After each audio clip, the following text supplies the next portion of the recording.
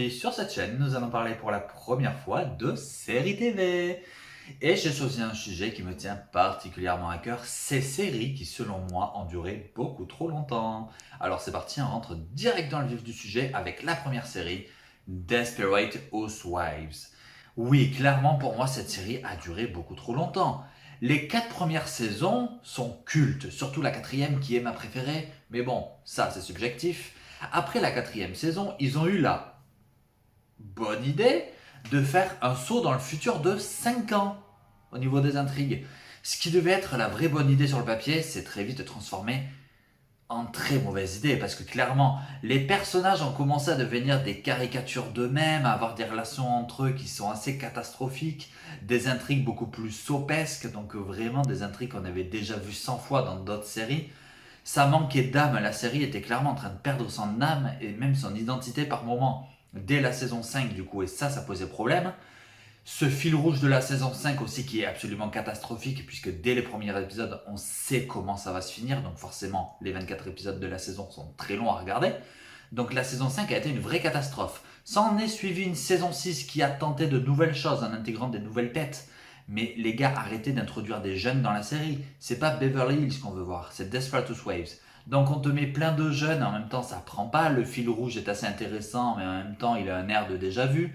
Et on te rajoute une deuxième intrigue de tueur en série qui, au niveau de sa résolution, va faire carrément pchit. Donc la saison 6 tente des choses, pour ça je l'aime bien, mais malgré tout, là aussi, ça ne prend pas, elle a un côté trop hybride. La saison 7 va ramener le personnage de Paul Young, qui pour le coup va permettre de boucler la boucle au niveau de l'intrigue Marie-Alice qui était laissée en suspens depuis la fin de la saison 2, ce qui fait que la saison 7 était le moment idéal pour clôturer la série, si tu veux. Ça aurait été le moment parfait, mais non, ils se sont dit que c'était pas le moment parfait, alors que déjà que la saison 7 était pas franchement ouf, malgré qu'encore une fois elle bouclait la boucle Marie-Alice. Mais au lieu de ça, on va te pondre une saison 8 qui vraiment est catastrophique. Cette saison, non seulement elle est mauvaise, mais elle est loin, loin, loin, loin, loin, loin, loin devant la saison 5 qui était déjà une cata. Donc franchement, cette dernière saison, il n'y a rien qui va. Les personnages n'ont rien appris. Les relations entre elles deviennent catastrophiques et c'est limite risible parce qu'au vu de tout ce qu'elles ont affronté ensemble, on se demande comment elles peuvent encore en arriver là à se faire la gueule pour rien en fait. Le series final est absolument ridicule dans la résolution de ces énigmes, entre guillemets. Ça tombe à plat, le bond dans le futur à la fin du dernier épisode, c'est assez ridicule parce que très vite on sait que c'est pas vraiment crédible. Bref, cette dernière saison de Desperate Housewives, mais c'est même pas qu'elle est en trop, c'est qu'elle est pathétique. Donc vraiment pour moi ça aurait dû s'arrêter à la saison 7 qui bouclait la boucle, et même si la saison était pas folle, au moins on aurait terminé sur le côté retour à la case départ, et ça aurait été cool. Au lieu de ça, une saison 8 absolument ridicule et qui vraiment a enfoncé la série dans un niveau de médiocrité assez affligeant. Et c'est vraiment dommage que Desperate se soit fini sur une saison où vraiment l'âme de la série n'y était plus du tout. C'est vraiment dommage. Heureusement, les premières saisons ont vraiment fait d'elle une série culte. Heureusement. Deuxième série, ça va être Nip Tuck. Alors Nip Tuck, comment te dire? C'était la série qui, dans ses 2 premières saisons, est devenue culte, grâce à 2 saisons. C'est très fort, ça, quand même. Les 2 premières saisons étaient tellement folles, ça partait dans tous les sens et en même temps, ça réussissait à te garder sur l'autoroute de la hype. C'était vraiment une série qui était folle, qui a dépoussiéré des codes pas possibles de façon totalement folle. La saison 3 a réussi à conserver ça avec malgré tout une petite une petite baisse au niveau de la résolution du fil rouge de la saison, à savoir le découpeur, parce que la saison 3 là aussi était géniale avec cette intrigue du tueur en série, mais le problème c'est qu'au niveau de la résolution c'est carrément tombé à plat, mais complètement. Là on était sur un soufflet qu'on a carrément loupé pour le coup. Donc c'est bien dommage parce que Nip Tuck, ça s'est effondré à partir de la fin de la saison 3, vraiment. La saison 4 a tenté de rabibocher tout ça et elle a plutôt bien réussi. Et clairement, à la fin de cette saison 4, on a un cliffhanger où nos 2 héros décident de quitter Miami, qui est la ville où ils ont toujours vécu avec leur cabinet de chirurgie esthétique. Ils décident de fermer leur cabinet, de quitter la ville et d'aller vivre à Los Angeles, la ville paillettes, lumière, superficielle par excellence, tout ce que eux-mêmes représentent. Donc, quelque part, c'était juste génial. Ça aurait été une fin de série ouverte. Ça aurait pas posé problème parce qu'on était vraiment sur une série qui était dans cet esprit-là. Au lieu de ça, pas du tout. Saison 5, on délocalise la série à Los Angeles. Et là, c'est catastrophique. C'est devenu un espèce de soap opéra, mais vraiment. Un espèce de soap absolument ridicule, que des intrigues vues, revues, re-revues de long en large en travers dans d'autres séries, même 20 ans auparavant des fois. Donc vraiment, la saison 5 était une catastrophe. Elle est irregardable. La saison 6 en tente péniblement de raccrocher les wagons, mais ça prend pas du tout. On sent que les scénaristes donnent tout ce qu'ils ont, mais que ça prend pas parce qu'eux-mêmes n'y croient plus. Ce qui fait que cette 6e saison, qui tente de réamorcer tout ça, mais ça prend pas. La série n'est devenue à ce moment-là qu'une coquille vide qui sombre littéralement et qui avance lentement mais sûrement vers un series final qui se contente de boucher les trous d'un bateau qui était à 2 doigts de prendre l'eau mais qui ne l'a jamais réellement pris, mais c'était malgré tout à 2 doigts. Donc Nip Tuck, franchement, mais quel gâchis. Et là où Desperate Housewives, les dernières saisons étaient pas très bonnes mais elles restaient regardables, ce n'est pas le cas de Nip Tuck, ce qui fait que Nip Tuck aurait pu être une série culte si elle s'était arrêtée à sa saison 4, mais malheureusement pour moi on ne peut pas dire aujourd'hui que c'est une série culte à cause de ces dernières saisons qui sont vraiment d'une catastrophe sans nom. Donc voilà, Nip Tuck, quel beau gâchis pour le coup. 3e série, on va parler science-fiction. Et ce ne sera pas X-Files, mais on aurait pu en parler. Peut-être dans une autre vidéo si celle-ci vous plaît. Non, je vais aujourd'hui vous parler de Stargate SG1. Stargate SG1, clairement, arrivé à la saison 8, on a commencé à dire on va clôturer l'intrigue des Goa'uld qu'elle a depuis le début de la saison 1, et c'est ce qu'ils ont fait tout au long de la saison 8, ils ont plus ou moins clôturé cette intrigue des Goa'uld, avec une fin de saison où le général O'Neill quitte la série, enfin plutôt Richard Dean Anderson qui interprète le général O'Neill et quitte la série, ce qui fait que ça aurait été la fin excellente. Si dès le début ils avaient dit la saison 8 c'est la dernière, donc clôturer réellement à 100% l'intrigue des Goa'uld, ça se termine sur Richard Dean Anderson qui quitte la série.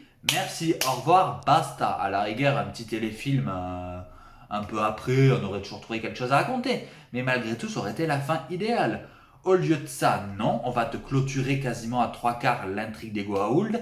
Et début de saison 9, donc il y a le nouveau général qui arrive, mais pour passer derrière le général O'Neill, accroche-toi. Le nouveau, clairement, on l'aime pas, il est pas foufou, je suis désolé de le dire. Et puis alors, on va te créer un nouvel ennemi. C'est l'ennemi qui est totalement immortel, limite, qui était là depuis le début, mais qui en même temps ne s'est jamais réellement montré. Il était caché dans les buissons. Je veux dire, cet ennemi, on va l'appeler les Ori. Donc les Ori sont surpuissants, ils détruisent des planètes à eux seuls. Le gars, c'est Palpatine de Star Wars, quoi, si tu veux. Et donc vraiment, c'est pas crédible. La série va sombrer dans du fantastique et non plus dans de la science-fiction. Il va y avoir des intrigues autour de Merlin, de Camelot, de la Table Ronde. Ils vont même aller jusqu'à affronter un dragon. Mais what the fuck? Mais c'est les 2 dernières saisons de Stargate avec ce nouveau méchant qui sort de nulle part. C'est la cata, mais vraiment c'est la cata. C'est trop de trop quoi. Et pourquoi on s'est pas arrêté à la saison 8 qui avait le mérite de vouloir clôturer l'intrigue des Goa'uld? Pourquoi? En plus, Richard Dean Anderson, on savait qu'il quittait la série. Pourquoi? Parce que les 2 dernières saisons, là pour le coup, elles sont pas irregardables, mais vraiment elles sont trop dans l'excès quoi en fait. Elles sont trop dans l'excès. Et rien que pour ça, Stargate SG1 aurait dû s'arrêter à la saison 8. Et c'est bien dommage que ça n'ait pas été le cas. Donc voilà, j'espère que cette vidéo... Comment? Qu'est-ce qu'on me dit dans l'oreillette? Allez, parce que c'est vous la 4e série bonus. Et on va partir sur du rétro. La petite maison dans la prairie. Oui, tu sais, celle avec la gamine qui se casse la gueule dans le pré à chaque générique. La petite maison dans la prairie, alors ça raconte quoi? Ça raconte l'histoire de Laura Ingalls. Hein. Oui, vous remarquerez, il n'y a pas eu de transition. Hein. Stargate SG1, la petite maison, boum boum, on enchaîne. Donc la petite maison de la prairie, à la base c'est tiré de romans qui racontent la véritable histoire de Laura Ingalls, de quand elle était gamine jusqu'au moment où elle va se marier avec son mari Almanzo et où ils commencent leur vie de couple, ils ont un enfant et les livres s'arrêtent à ce moment-là. Sauf que dans la série, arrivée dans la saison 7, Laura se marie avec le fameux Almanzo, ils ont un enfant ensemble durant la saison 7, Et on s'est dit que ça pourrait s'arrêter à cette saison, comme les livres en fait. Mais pas du tout, on va te faire une saison 8 où forcément on ne sait plus quoi raconter. La famille Ingalls va continuer d'accueillir des orphelins dans leur maison qui du coup va devenir un véritable pensionnat pour enfants sans parents. Donc ça devient ridicule. Les épisodes deviennent assez caricaturaux. On ne sait plus quoi leur inventer qu'il n'ait pas déjà vécu. Franchement, mention au dernier épisode de la saison 8 qui est catastrophique où Charles va carrément créer un mausolée pour impressionner Dieu. Oui, oui, je déconne pas, pour impressionner Dieu et que celui-ci se penche sur le cas de son fils, le fils de Charles, donc qui est mourant d'une maladie incurable. Bien sûr, le fils, la maladie n'est pas si incurable vu qu'il va y survivre parce que Charles a construit un mausolée et que Dieu, du coup, l'a entendu. C'est marrant, il n'en fera pas autant pour son deuxième fils qui va mourir d'un cancer un peu plus tard dans la série. Mais bon, je dis ça, je dis rien. S'ensuit une saison 9 où, du coup, on va virer toute la famille Ingalls, sauf Laura, ça va se recentrer sur elle. Sauf que là, c'est encore plus catastrophique, si tu veux. Parce que forcément, on sait encore moins quoi raconter. Il y a 2 fois moins de personnages. Ce qui fait que du coup, on est obligé de se centrer sur ce qui reste. Et forcément, vu que on leur a déjà fait tout raconter, ben, il n'y a plus rien à dire. Et donc la série va sombrer dans cette saison 9 qui est d'une catastrophe sans nom, dont la timeline d'ailleurs, on ne sait pas trop, elle est étalée sur plus ou moins 2 ans et demi, 3 ans, cette saison 9. On sait pas. Et du coup, va suivre 3 téléfilms de conclusion. Les 2 premiers sont carrément pas ouf, mais le troisième, où ils font exploser le village littéralement, quelle fin de série. Malgré tout, la saison 8 et 9 sont carrément de trop, mais il faut reconnaître que le troisième téléfilm de conclusion clôture la série admirablement bien. Et si tu as vu ce dernier épisode et que tu n'as pas pleuré, clairement c'est que tu es un monstre sans cœur. Donc bref, La Petite Maison, saison 8 et 9, carrément inutile, carrément caricatural, carrément de trop, mais malgré tout, un téléfilm de conclusion qui viendra par la suite qui est juste extraordinaire et qui offre une conclusion parfaite. Voilà, j'espère que cette vidéo t'aura plu. Si oui, dis-moi en commentaire, toi, quelles sont les séries qui, tu penses, ont duré trop longtemps ou continuent encore à être diffusées, mais auraient dû s'arrêter il y a bien longtemps, hein. Coucou Grey's Anatomy. Et donc voilà, like cette vidéo, commente-la, partage-la, et n'oublie pas de critiquer, parce que critiquer c'est bien, mais en version originale, c'est forcément mieux. Allez, à plus!